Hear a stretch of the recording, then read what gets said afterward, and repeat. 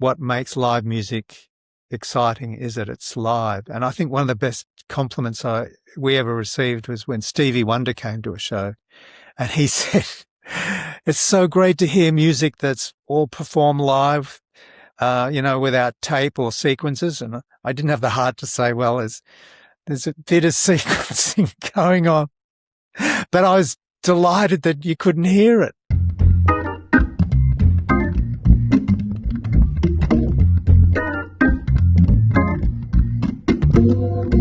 Welcome to the Keyboard Chronicles, a podcast for keyboard players. I'm your host, David Holloway, and I'm pumped to be bringing you part 2 of our interview with David Hirschfelder. If you enjoyed part 1, there's lots more to enjoy again in part 2. We continue our discussion about David's work with the iconic John Farnham and his band. And obviously, David played a pivotal role throughout those years. We talk about his career post-Farnham, his amazing solo projects, and his burgeoning film composition and scoring career, and lot more. So yeah, lots to enjoy in this second part. I hope you enjoy it, and I'll see you at the end of the show. And I mean, for those that haven't seen some of these videos of Classic Joe or any of John's performances, when you've got a guy that's holding his microphone a solid 30 to 40 centimetres away from his voice and putting that out, there's some power there. Yeah, how's his mic technique? And, like a lot of people do it wrong and they miss a note and everything. He is just, I don't know, his arm's like a sort of an inbuilt compressor or something. It's all kind of like, he does his own vocal rides. He's incredible what he... that's years of practice, of course, and yes. He would have discovered at an early age that he's got an incredibly powerful voice that needed mic management. Yes, absolutely. So, yeah, he definitely has that down to a fine art. No, absolutely. And so, I mean, as you said, you were a highly polished band by the time of the filming of that, and that comes across all aspects. So over that long tour, and it was a fairly long tour from memory, how did things evolve in your playing as far as were you, and particularly given John's voice, I mean, you obviously had to work the arrangements around the fact that it showcases his voice. Sort of what was the approach in a live environment to just make all that work so well as it did? Well, John really... loved rehearsal. And I think before we did every tour, we did a lot of rehearsal, and no exception was to the Melbourne Symphony tour. We actually, and I think we flew around Australia with the same orchestra.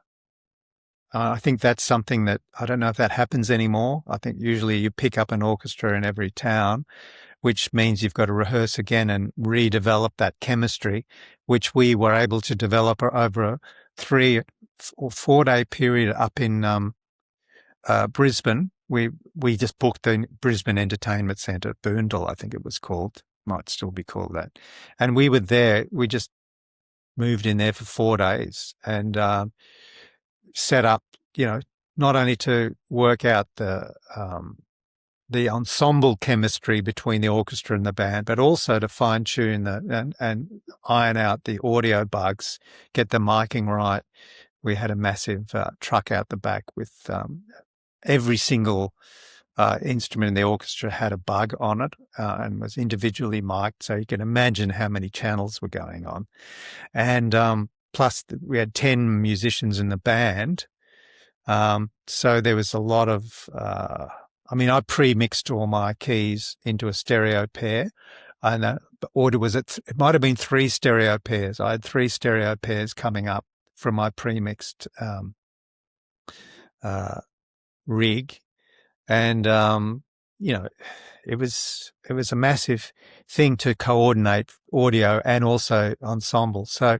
And usual expected things. The cellists were complaining because the drums were too loud and the snare drum was driving them crazy. So we had to set up, they brought in glass partitions to solve that. And all this sort of stuff was ironed out then. And so then it was all toured around the country. Just the trucks left and we had a couple of days off while the trucks were driving to the next location and setting up. And then we'd all book a whole plane, the orchestra and the band. They just booked a whole plane. And then we, a commercial airline, they just book out a whole commercial flight. Probably. Yeah, wow. I mean, John had a lot of pull back then. He probably was able to get a special flight just for us. Yeah. So it was No, fun times. incredible.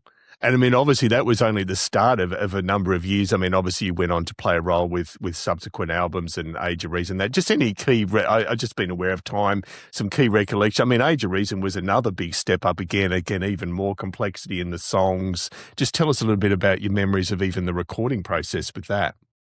Well, yeah, I mean, Age of Reason, I actually hired another Fairlight. I hired a later version of the Fairlight to get the new, because I heard, I was at a friend's studio who just bought a Series 3. I had the Series 2. And I thought, wow, that's next level. The string textures in that, and they had a great piano accordion sound. I thought, and I'd never thought of getting a piano accordion, but I loved this sound.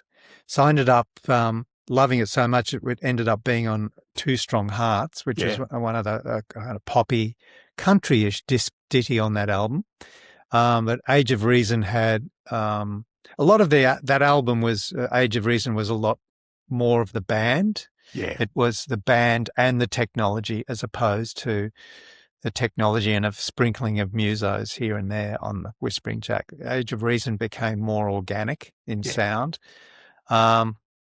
So yeah, I hired more keyboards on that, and then worked out how to get the samples for live later. I figured out we took some stuff off multi-track, and made sort of little sample loops here and there.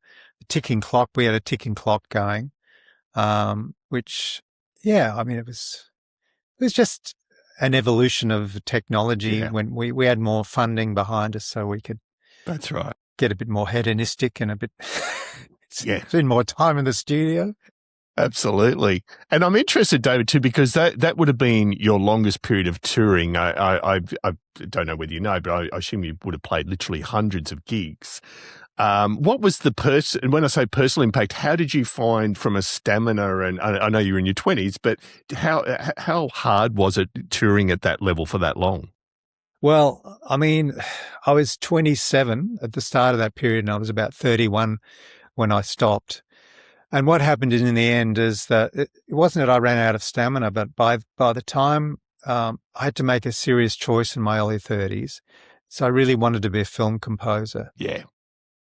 And also I had 2 children, young children, and a beautiful wife, mother of the kids, and I just didn't like being away from them. I thought, I'll be okay and they'll be okay. But it turns out that it just got harder to juggle the touring life with also being a film composer, which is demanding in a different sense. You have to spend a lot of time working on films. It's very demanding. So I had to make a choice. I couldn't do all 3.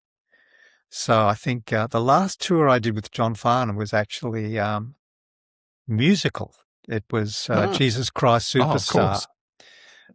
Which was a sort of a bit, there was a lot of hype around that because you had Kate Sobrano and John Stevens, and I put together a band which was had John Stevens, Noiseworks guitarist Stuart Fraser.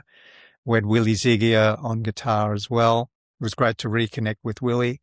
2 completely different, wonderful, amazing guitarists. So it was a different band to the Farnham band. It was sort of a band that encompassed, had connections to the other players on stage. That was the last big tour I did. And again, that was a massive rig. That was the first time I took a computer on the road. That was an Apple laptop driving that show.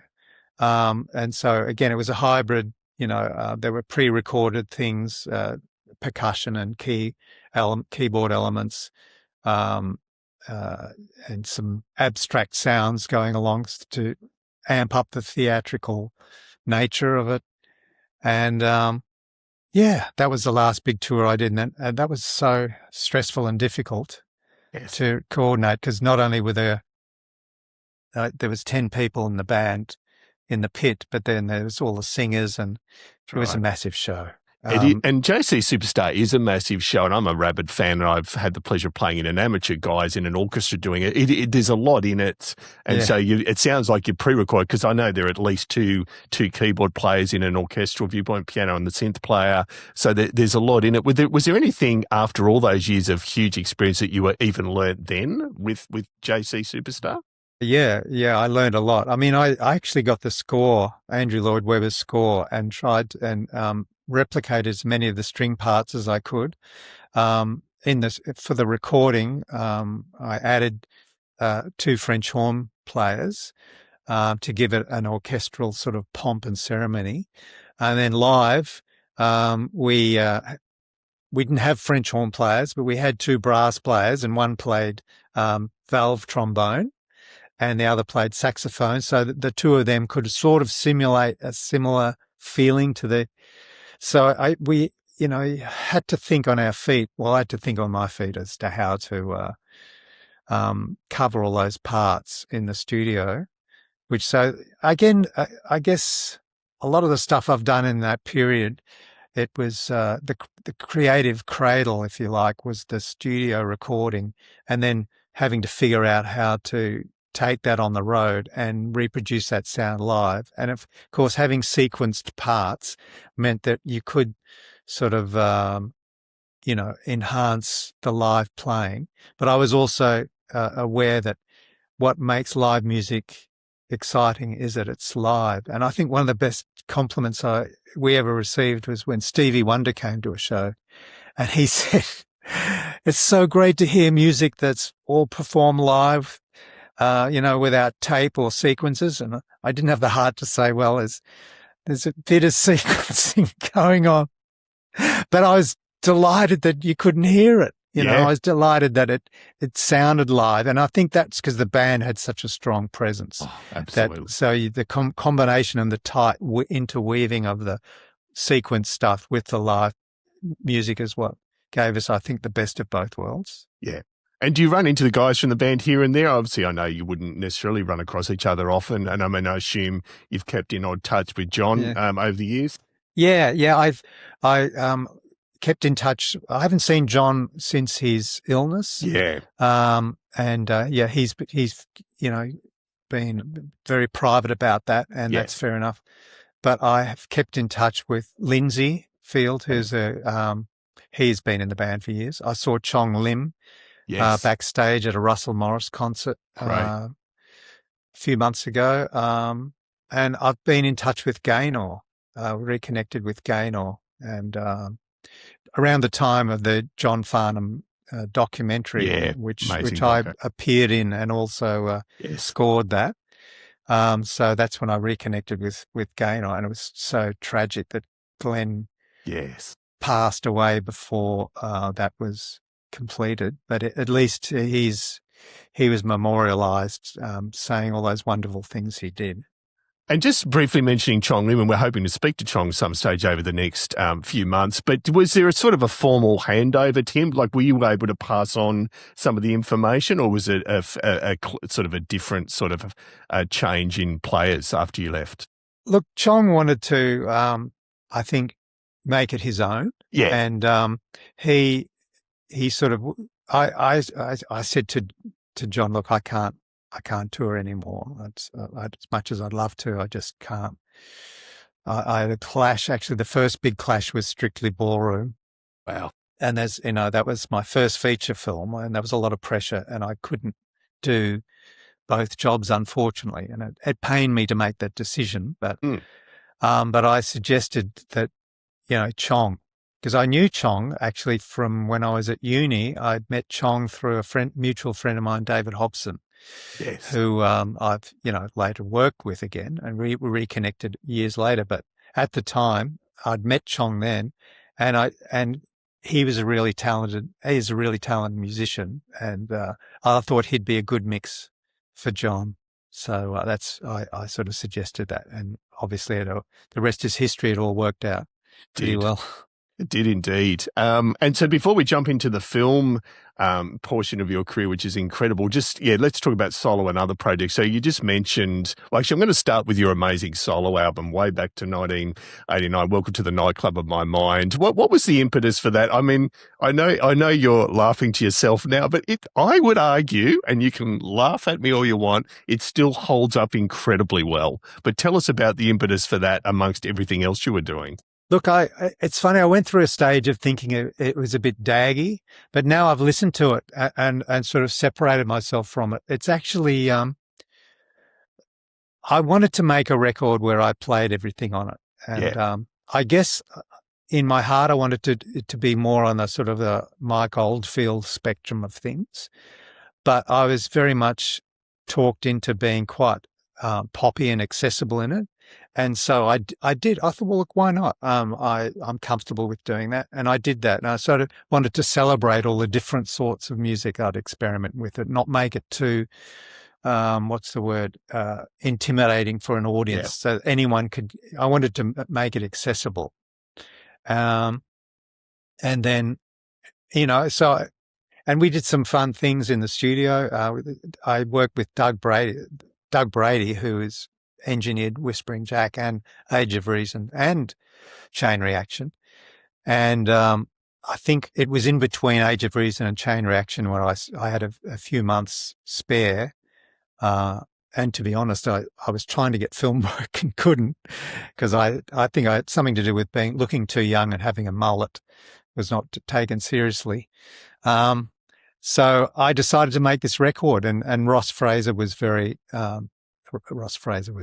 supportive of that. But he said, the first few pieces I wrote were a little bit out there and had odd time signatures, and my sort of jazz fusion roots were coming up. And he said, why don't you just write it all in 4 or 3, like just simple time signatures and I thought, yeah, you're probably right. So I sort of put a bit of a rein on myself, but I had a lot of fun doing that. And now I listen to it and I think to myself, maybe I should, re-release it on Spotify or something and just get it out. It's funny. It's funny you saying that, David, because I just had a quick look, because I've had it on my playlist for literally 25 years, right? So it's on mine, but because I imported it from the CD. But yeah, it's currently not on streaming services, I'm guessing. Yeah. So I mean, the other thing is, I'm doing a re-release of Pyramid with Gil, and Gil at Aztec Records, and maybe he'd be interested in doing a re-release of that, and then do it digital as well at the same time. So I could release it on CD first and then do a digital, just go out on Spotify and everything. Yeah, here. I second that motion. Yeah, and we'll obviously link. There are some components of it on YouTube, and I think your appearance on the Steve Vai, I think some of that's on YouTube. So, so as a university student, David, you blew my mind on Steve Vai. Don't worry about that. And the other one, you've mentioned the amazing David Hobson. So, again, in 1999, so sort of roughly a decade later, you recorded this amazing album, Inside This Room, which is another one that I still have on rotation when I'm listening to music. Again, very different, very diverse, and it's basically set. I'll let you tell us about what poetry it's set to. Well, that album actually started with Going Home, the old in public domain adaptation of the Dvorak's New World Symphony theme. And so we mucked around on that first, and I'd found some samples, which we later got permission to use, of pygmy chanting. And so we built I played the chords on a string, pads, and David started singing Going Home, and we got with the pygmies giving us the tempo. They were pygmy, and there was also pygmy children. Yeah. And so there was something really powerful and beautiful about that. So we decided to make a sort of collaborating with all these world musicians, getting permission to use their recording. And, so they were all part of it too. And that was the idea behind the whole record. And then we got permission to use, we contacted Joseph Campbell's wife, the Joseph Campbell Foundation. Joseph Campbell wrote an amazing book called Hero of a Thousand Faces. And he also did an amazing television show where he talked about his philosophical / religious beliefs. And in fact, he's not religious, but he just talked about how religions all point to this sort of innate spirituality that we all have. And I just found his words and his voice very inspiring, and I recorded his voice, and we ended up using his voice samples on the record as well. There's a track called Do You Have a Question? There's also a track called Eternity. And then there's a track called Go With It. Yes. And then the other thing we were obsessed with was the Le Voix du Mystère, the Bulgarian singers. I forget it's got a French name. And the Bulgarian choir, we actually found there was a Bulgarian choir in Sydney. So we hooked up with them and recorded Bulgarian female singing on there too. So it was just this mad mashup of all these different cultures. Yeah, incredible. We had a lot of fun doing that. And I'm assuming, I haven't looked, I'm assuming that's available on streaming services still, but otherwise we'll again link to that in some way. That's that one. David re-released that on Spotify quite a few years ago. So I think it's on all the streaming services, I think. Yeah. And last question in this sort of area, do you have another solo or collaboration in you along those lines that you festering in the background there? Well, I might have mentioned earlier on that I did a collaboration with Mindy Mangwang. Yes. We want to do more. It's just we're both very busy, and it's hard to try and pin us down to get us in the same room at the same time for any length of time. But I'm hoping later in the year we'll be doing another collaboration of essentially the same idea of performing to live poetry. So I enjoy doing that. I still enjoy playing. I don't play as much as I used to. No.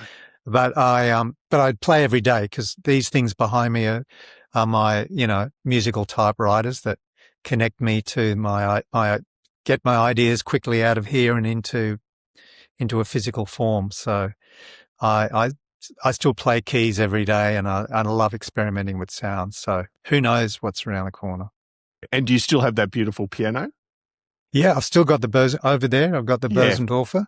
Right.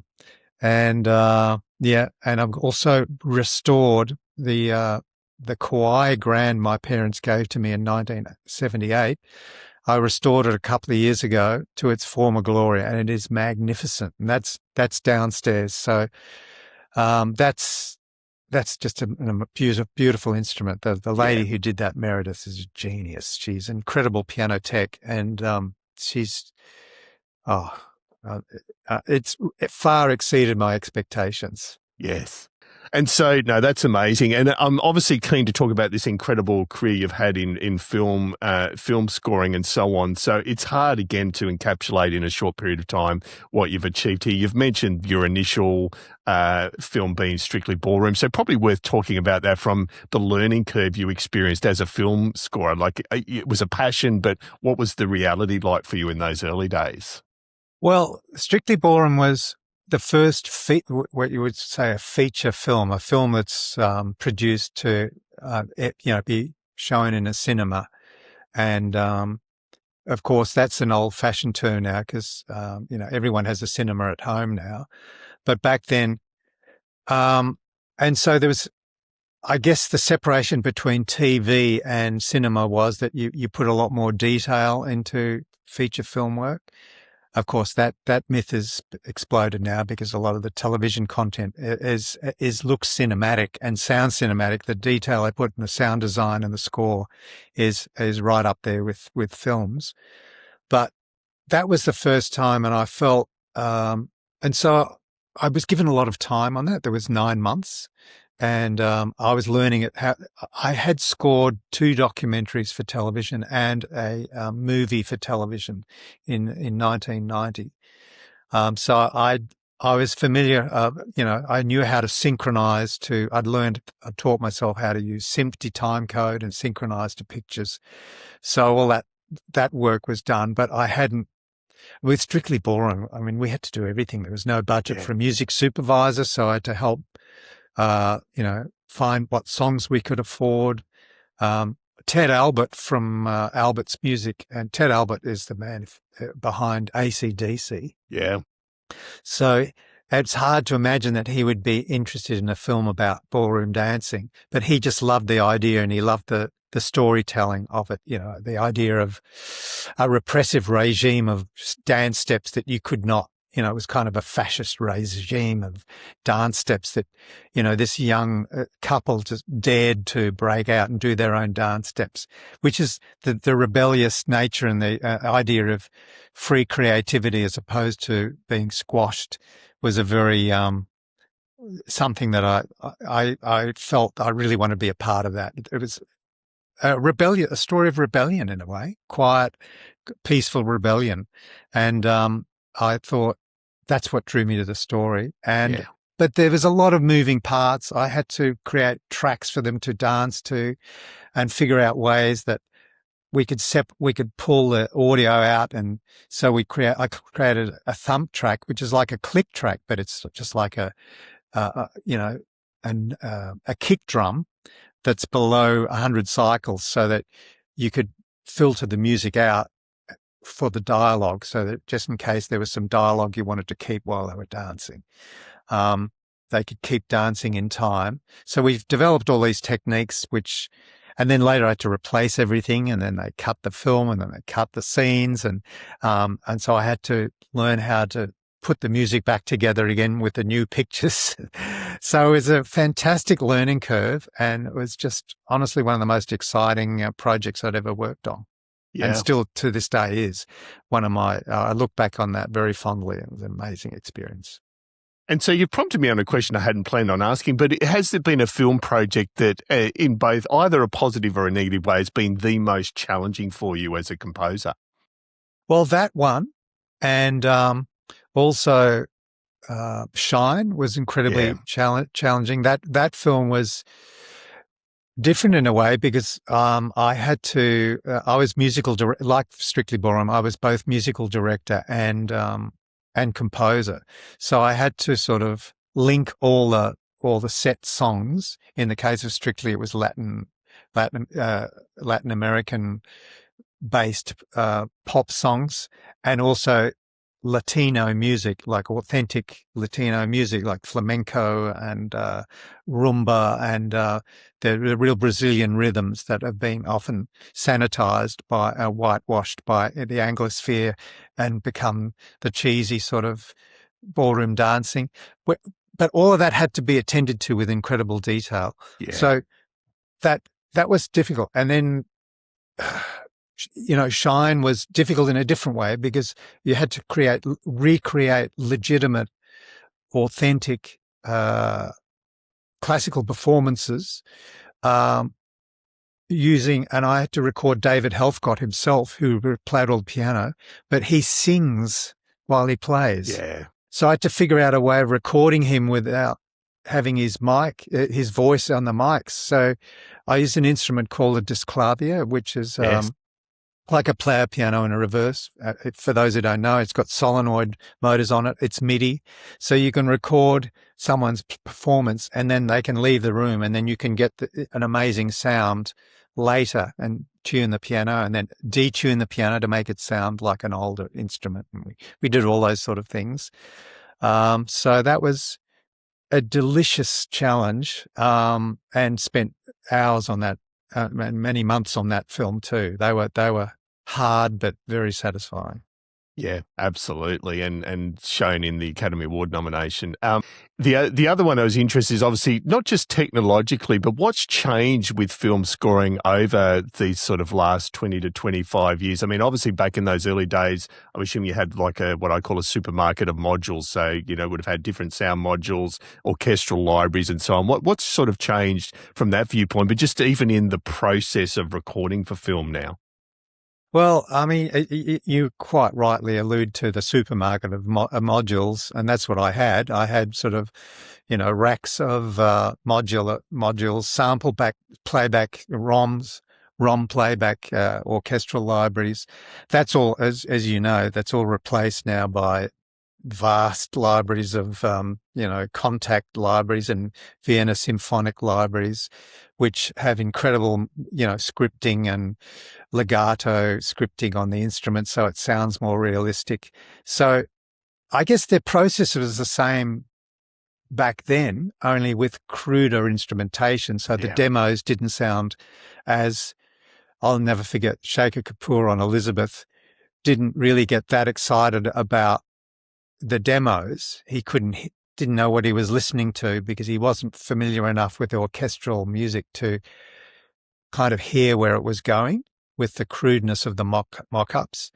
Whereas now you can mock up very accurately sort of what it's going to sound like, even to the extent sometimes producers say, why are we getting a real orchestra? I'll just say, just wait till you hear the real players.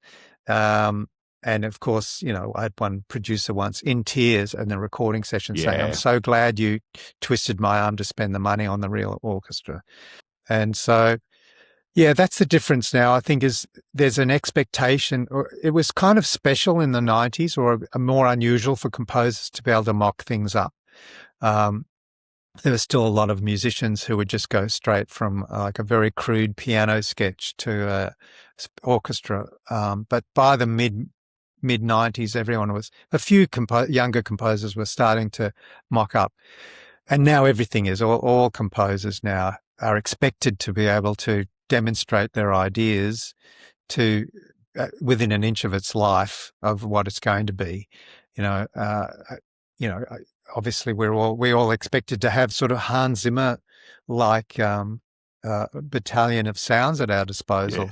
And so I used to feel so special back in the 90s, but now it's just everyone does this. But that's great. I mean, it's the way the culture evolves, and I think it's, as a keyboard player and starting out as a keyboard player, I love the fact that I was able to take what I learned from orchestrating for analog synths and digital synths and samples, and now sort of transpose that thinking to planning for a live ensemble, which is essentially the same kind of process. You're putting sounds together, you're painting pictures with sound, and you're combining tones together. So you've just got to plan it differently, because orchestras behave more randomly than synths. I mean, synths still, there's a random luck in there too. But with orchestras, you just get surprises that you go, wow, sometimes it sounds not as good as you were expecting, but usually it sounds way better. There's sometimes certain things that sound great programmed because of the militaristic nature and the precision that you get from sequencing as opposed to humans. So you've just got to really be careful about don't get confused between trying to be scritti-politti and then trying to be, I don't know, John Williams or something. Yeah. They're all very different. The orchestras are more of a sweeping sound, and there's a lot more delicious sort of fudging of notes that blend into this cloud of sound rather than, the more pixelated sound of sequenced 80s music, which I grew up on. Absolutely. And I'm assuming, David, you use Logic Pro. I think that's your main go-to, for your composition now? Yeah, it was. I started with Performer and then Digital Performer, and then I moved to Studio Vision, which is opcode, which is in the mid-90s for a little bit. And then that went out of business. So I sort of had to quickly change to something actually in the middle of Shine. Shine was like, wow. I broke the golden rule of don't change your setup in the middle of a score, but I had to because opcode went belly up. And a friend of mine said, "Oh, look, try this eMagic at the moment." At that stage, it wasn't owned by Apple; it was Gerhard Lingling's company, and it was German, and it was very solid, and it worked really well. So I fell in love with it, and I've tried Cubase and others. Pro Tools I still use for recording, but I don't even use it myself anymore. I make Pro Tools compatible files for the engineer, but I love Logic's just it's my axe, and I love it. Yeah, and there's some go-to plugins, or libraries, instruments that you just love. Obviously, each film will be different, but are there some go-tos even when you're working up stuff? Yeah. So I know this sounds strange, but I bought during I had a classic one of my many midlife crises during the COVID pandemic. I decided I've got to get an analog synth. I hadn't had an analog synth for years, so I bought the PolyBrute, Arturia's PolyBrute, which seemed to be and it's like a Prophet 5 on steroids, and it's got, matrix modulation and all sorts of stuff that I find inspirational. But I must confess that I get inspired and come up with ideas on that. And then I ended up going to this stuff behind me, because, I've got every synth you can think of now in the Arturia library. They're all as virtual plugins. So it's very tempting not to use that, and because you can save it with your composition. So that's what I do. As you know, they even do a Fairlight. So I have used the Fairlight too, and I've used the ARP 2600 is one of my faves, and Synclavia's in there. All the stuff I couldn't afford is now all there. That's right. No, it is amazing. And over recent projects, David, are there some recent film projects that were either something different for you or particularly you enjoyed working on? Because, it's so hard to mention individual films.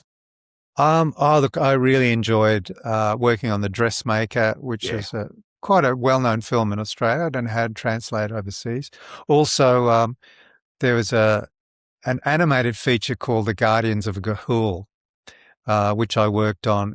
It's called Legend of the Guardians, The Owls of Ga'Hoole. That's the full name of it. And that was an all-star cast, and it was animated, beautiful animated feature directed by Zack Snyder in 2010. That was a lot of fun to work on. Hard because animated, it's wall-to-wall music, and it's, a lot of detail required. I love doing that. Another standout is The Railway Man, starring Colin Firth, and that I got a chance to work with an amazing shakuhachi player who, strangely enough, is a Chinese-Australian man. Wow. But is a master of the Japanese instrument. Riley Lee is his name. He's a beautiful soul, an amazing player. And that led to a commission I did for him and a string quartet. He asked me to write a piece for shakuhachi and string quartet.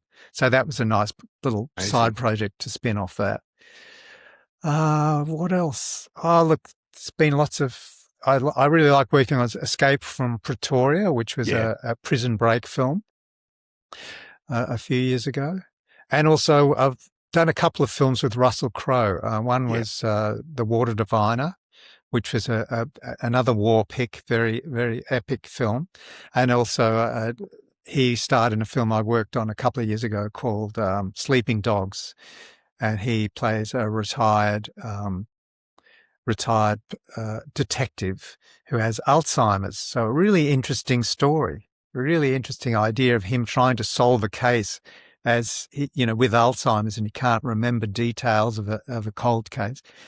So, it was fun to work on that too. I mean, there's heaps of others. A lot of highlights. And I do need to ask you from an industry perspective, is it getting harder as far as timelines? Have you found that you've got less time when you receive a commission, or is it about the same? You're given the time you need? It's always deadlines, obviously, but... Look, it varies, David. There's there's a new younger breed of filmmakers who are keen to give you the time. And they want to, there's two that I'm working on later in the year and early next year who are, they're young filmmakers who want to, give me the time that I need. I don't want to rush it. And both films actually have pre-production requirements where songs have to be, it's a bit like Strictly Ballroom and Shine. There's music on screen that needs to be managed and produced in advance, even if it's just a rough demo to mime to. Because, that's what even happened on Shine. We had orchestral players on screen miming to my synth mock-ups, and then we're replacing. So crazy stuff like that happens, but you still need the time to put that together.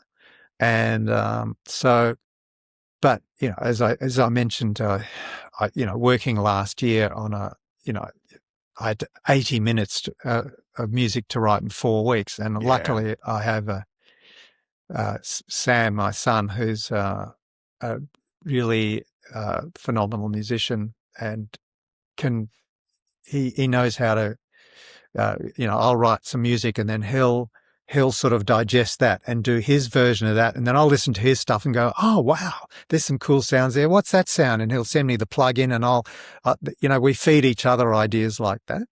So I think when there's not enough time, I don't panic anymore. I call Sam when there is time. I'll still call Sam sometimes to get him to write some additional stuff, because it's nice to then it gives me, whatever time I've got, you just make it work with the time you have, Exactly. Yeah. No, amazing. No, and thank you for the perspective on that. I know we have a lot of people out there that are particularly passionate about this area, so really appreciate it. We're coming up towards the end, David, but obviously I do need to, well, actually, is there a memorable onstage train wreck where something went spectacularly wrong across your performance career that you can look back upon and laugh? Yeah. Once, look, I've got to be honest. Once, like occasionally, I'd have a joint before I go on stage, and this one time I did, and I never did it again because and I don't smoke anymore. By the way, everyone out there, smoking is bad. It is. Don't do it. But anyway, I was a bit cocky and had a joint and went out on stage. And I had 2 QX1 sequences, and we were playing live in New Zealand with John Farnham. And the 2 sequences, you sort of had to, it was like a deck, like 2 decks. You had to get them in sync. They didn't automatically sync. They could easily get out of sync. And on this occasion, because I was a little bit, off my head, the sequences got 2 bars out. And the drummer looked at me and didn't know which part of the song to go with. Oh. And so I just sort of gestured at him to keep going. And he kept going. And then the one that was out of sync with everyone else, I just advanced it and then hit go again, and so it could catch up. Wow. But John turned around a couple of times, looked a bit confused, but he just kept singing. And so I sort of had to follow him. Yeah. And, that was, I sobered up really quick, man. I'll tell you. That was a close train wreck, but nothing really bad happened. But I will share another very brief story, which was a train wreck I wasn't there for. A rig that I'd put together to go on tour with another keyboard player for the New Zealand production of Jesus Christ Superstar. Oh, yeah. I got a phone call, very angry phone call from a producer saying that the computer crashed during the show, and the technician did his best, but they had to do the half of the first half of the show without the rest of the keyboard orchestrations, so it would have sounded very different. And I this was before the days of emails, but I just got a phone call and a very angry fax saying how displeased they were and this is terrible. And so instantly I suggested, you've got to get us, what happened was the interface had broken down, not the computer. Right. So I said, so you need a spare interface, because I think they had a spare computer, because we were smart enough to realize laptops can crash. So it's the scary thing about live. Technology can go wrong, and I'm amazed it didn't go wrong more often. But they were the 2 scariest moments. Right. Both brilliant examples. Yeah. Love it. And then there's the last question, David, the dreaded desert island disc question. So if you had to name 5 albums you'd take to a desert island, what would they be? Well, okay, so I'll start in chronological order. In 1975, I heard The Rite of Spring and by Stravinsky. And really the recording I heard, I didn't know at the time, was Stravinsky conducting it himself. And so it had a slightly older quality to it, but it had an authenticity because of the composer conducting that. So I'd say that one. Yep. I'll send you the links later for these. The other one, the next one was in 1977, I think it was. I heard two records which completely rewired my brain, and that was Weather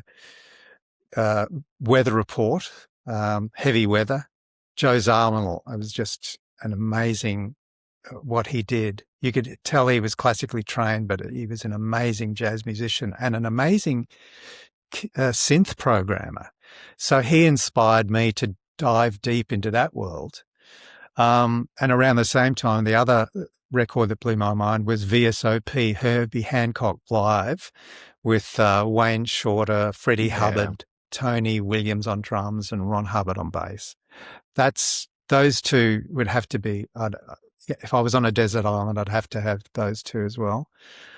The next one, so that's three. So number 4 would be, so in about 1981, I was performing live, and I'd sort of, for a moment, abandoned classical music for a bit and was just obsessed with jazz fusion.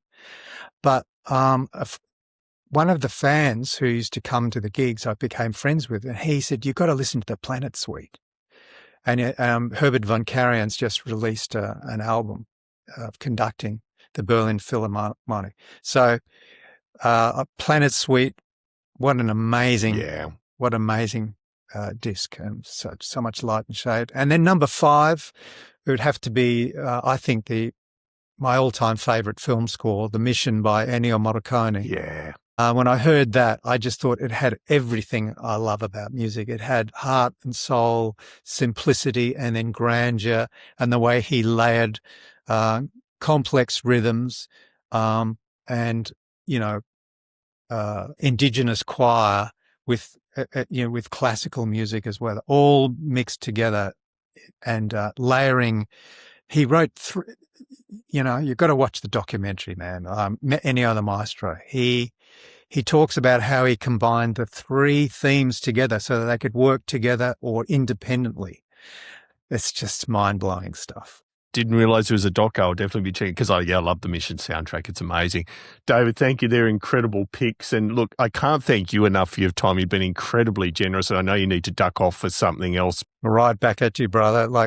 Good on you for shining a light on keyboard players and your passion for it too. I really enjoyed talking to you, David. And there we have it. I hope you enjoyed those 2 parts with David. What an incredible musician, composer, and just general all-round human being. So, it was amazing to chat with David after all these years. As I mentioned in the intro, I had the pleasure of interviewing David for Australian Macworld magazine, and we also had a brief interview, follow-up one for the iconic Keyboard magazine. That was one of my first commissions for keyboard. So, just an amazing musician, and I hope you got a lot out of that. So a huge thanks to David for his time. Do check the show notes. Some of the albums we talk about, including David's solo albums, are well and truly worth checking out. They're just incredible. So, I hope you enjoy them as well. A big thanks to you for listening, and also to our gold and silver supporters. So, as always, the brilliant Tammy Catcher from Tammy's Musical Shoe. Thank you as always, Tammy. Appreciate your support. Dewey Evans from the brilliant land of Wales. I didn't say sunny this time, Derry, because it's, a bit cold over there at the moment. Hope you're well, and thank you for your support. The brilliant musicplayer.com forums and the Keyboard Corner. Do check them out if you'd like somewhere laid back to hang and talk about everything keyboards. And last but definitely not least, Mike at midnightmastering.com. What an amazing guy and what an amazing service he provides. I certainly put all my compositions through Mike's mixing and mastering and have never looked back. So do check that out. Again, thank you for listening. We'll be back again in a couple of weeks. And until then, keep on playing.